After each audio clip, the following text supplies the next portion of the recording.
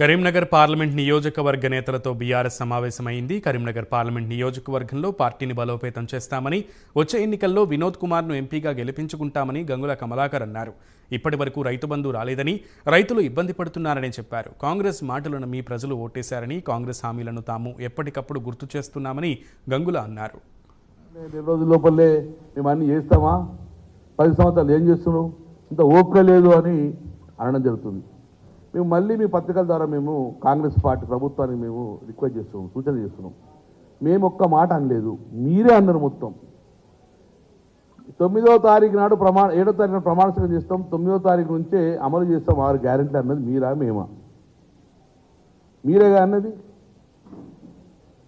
రైతు బంధు ఇంతవరకు పల్లె. రుణమాఫీ ఏమన్నారు, తొందరతోనే కట్టండి, మా ప్రభుత్వం వస్తుంది, వెళ్ళండి, వెళ్ళిపోయి మళ్ళీ రుణాలు తీసుకో 2 లక్షల రూపాయలు అంటే మీ మీద నమ్మకంతో 2 లక్షలు రుణాలు తీసుకోరు. 9 వాయే, ఈరోజు 4 అయిపోయాయి.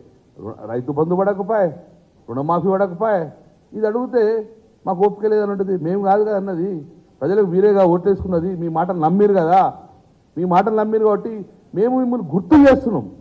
ఓపిక పోవడం కాదు, మేము గుర్తు